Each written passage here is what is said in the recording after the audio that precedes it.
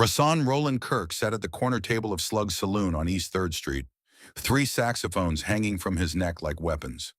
It was February 1968, 2 in the morning, and the small jazz club in Manhattan's Lower East Side was thick with cigarette smoke and tension. Someone mentioned that Jimi Hendrix was in the city.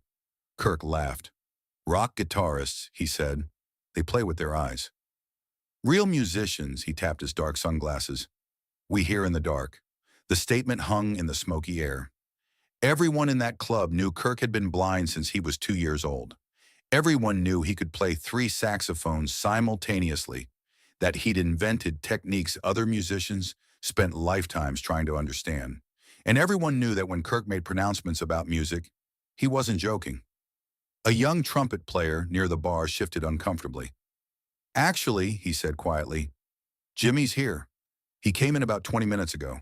He's in the back." Kirk's head turned slightly, the way blind people's heads turn when they're recalibrating their mental map of a room. "Here? In this club?" "Yeah," the trumpet player said. "He's been sitting back there listening." Didn't want to interrupt. The room got quieter. Someone coughed. Kirk's fingers drummed on the table, a complex rhythm that sounded like rainfall on metal. "Well," Kirk said, his voice carrying that edge of challenge that creative people use when they want to test someone, "bring him over here. Let's see if a rock guitarist can play in the dark." Jimmy walked through the crowd slowly. He was wearing a purple velvet jacket, his hair a massive halo around his head, carrying his Stratocaster in a soft case. He looked tired from performing night after night at the Fillmore East. But here, in this jazz club at 2 in the morning, nobody was screaming. They were watching, some with curiosity, some with skepticism. "Mr. Kirk," Jimmy said, his voice soft and respectful, "it's an honor." Kirk didn't extend his hand. He tilted his head, listening to Jimmy's voice. "Jimi Hendrix," Kirk said, "the one who plays loud." "Sometimes," Jimmy replied. Kirk's mouth twitched, almost a smile. "You know why I play three saxophones at once?" Kirk asked. "Because when you can't see, you have to create your own orchestra. Sighted musicians, they separate things. They see the keys. They see the frets. They think in straight lines. But music lives in the dark, in the space where you can't see but you can feel." Jimmy didn't respond immediately. He set his guitar case down and opened it. The Stratocaster gleamed under the club's dim lights. Kirk heard the case opening. "You gonna play something for us? Show us how rock guitar works?" "If you'd like," Jimmy said, but Kirk raised a hand. "Wait." He reached up and untied his dark sunglasses, pulling them off. His eyes underneath were clouded, unfocused, seeing nothing and everything at once. "You ever play with your eyes closed?" Kirk asked. "Not usually," Jimmy admitted. "Then here's what we're going to do." Kirk put his sunglasses on the table. "You're going to close your eyes and you're going to keep them closed the whole time you play. No looking at your fingers. No watching the fretboard. Just you and the sound. Let's see if you can actually hear the music or if you've just been looking at it all this time." The challenge settled over the room like a physical weight. Other musicians leaned forward in their chairs. The bartender stopped wiping glasses. Someone in the back put down their drink. Jimmy looked at the saxophone player for a long moment, at those clouded eyes that couldn't see him, but somehow seemed to see through him. Then he plugged his Stratocaster into a small amplifier someone had set up near the corner. He adjusted the volume, kept it low, respectful of the room and the hour. He sat down on a stool, the guitar across his lap, and closed his eyes. The room held its breath. For maybe 30 seconds, Jimmy didn't move. His eyes stayed closed. His hands rested on the guitar, not playing, just feeling the wood and the strings. In that darkness, sounds became sharper. Kirk sat across from him, head tilted, listening to the silence. Then Jimmy's fingers found a note. Just one note, bent slowly, held until it became something alive. Another note followed, then another, careful, deliberate, like someone walking through a dark room. The melody that emerged wasn't Purple Haze or Foxy Lady. It was something slower and more naked, something being discovered in real time rather than performed. His fingers moved across the fretboard, trusting his hands, trusting his ears. Without his eyes to guide him, Jimmy's playing changed. He started finding notes by their sound rather than their position, hearing harmonics he'd never noticed before.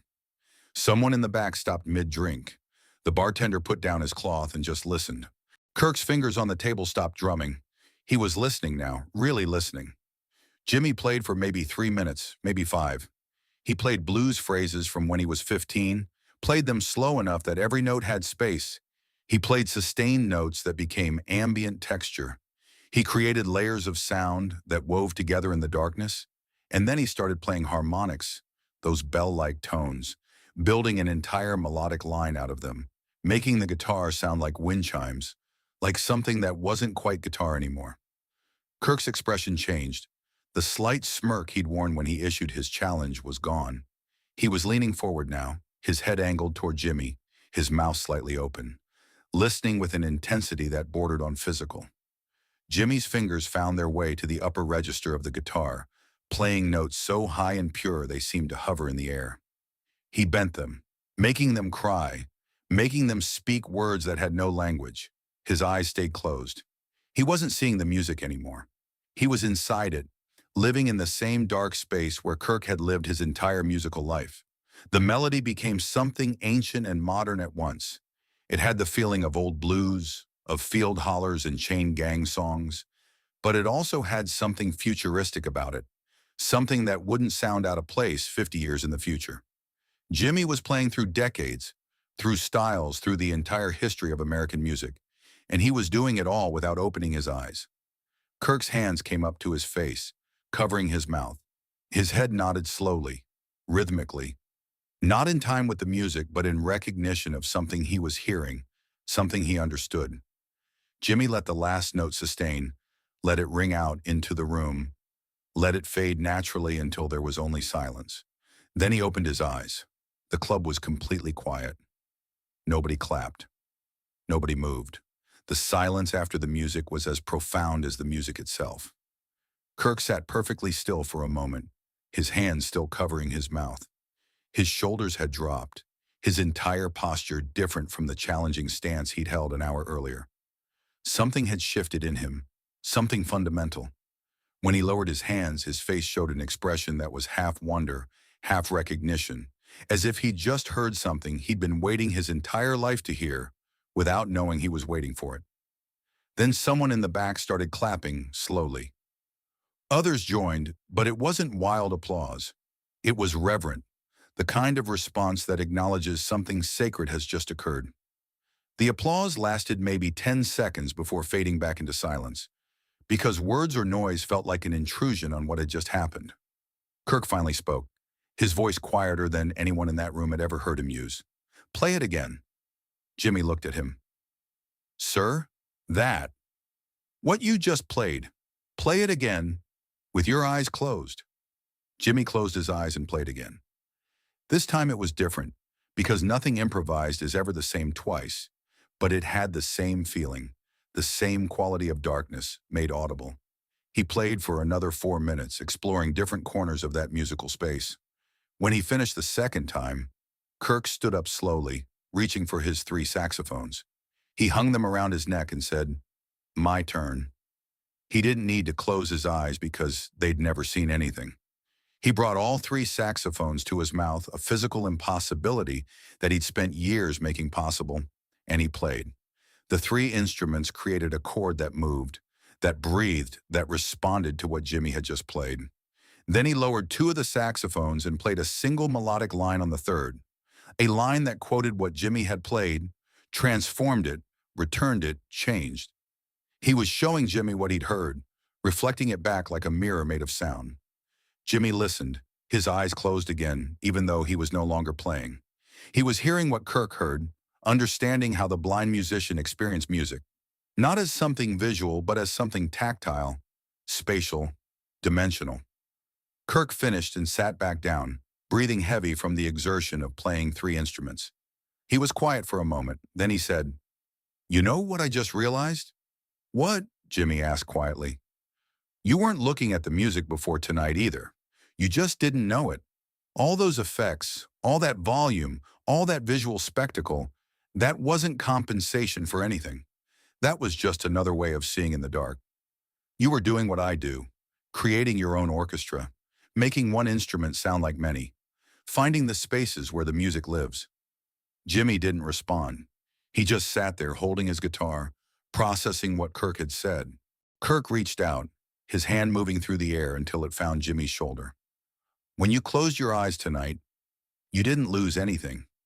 You found something you already had but didn't know you could access. That's the difference between playing music and being music. When you're inside it, when you're living in that dark space where sound happens, you're not performing anymore. You're existing in the same dimension as the music itself. His grip on Jimmy's shoulder tightened slightly.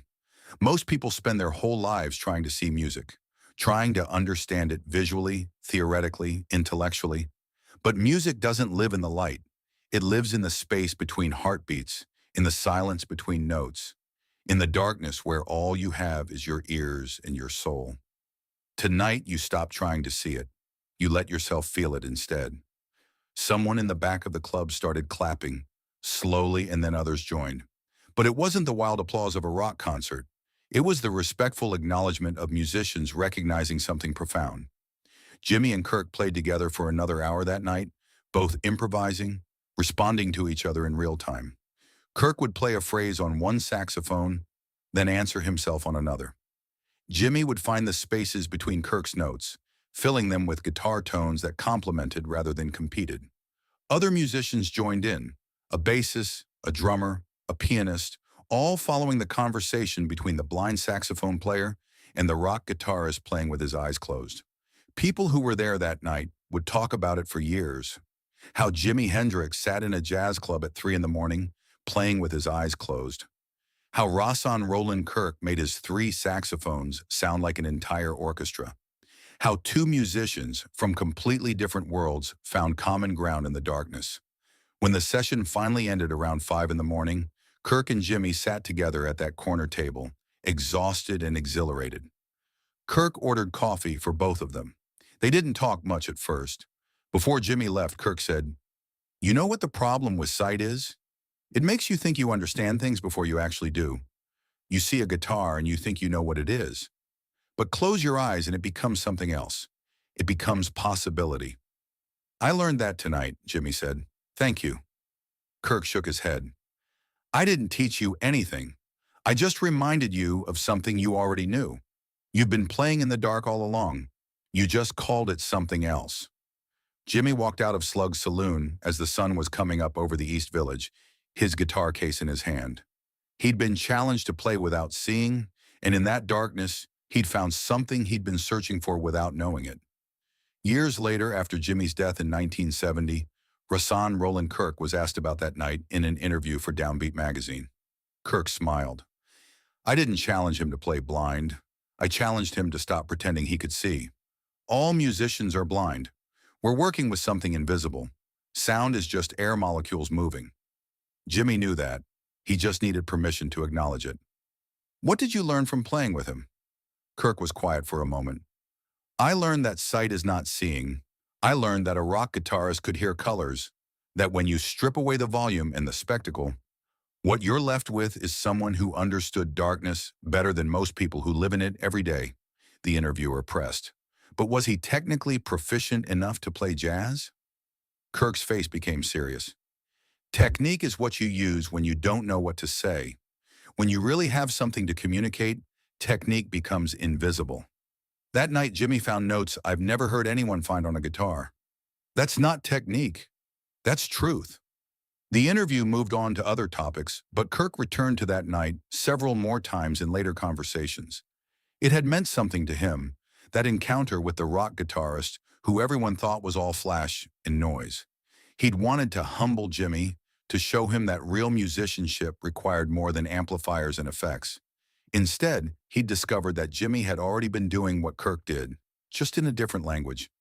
In 1975, 5 years after Jimi's death, Kirk recorded an album called The Case of the Three-Sided Dream in audio color.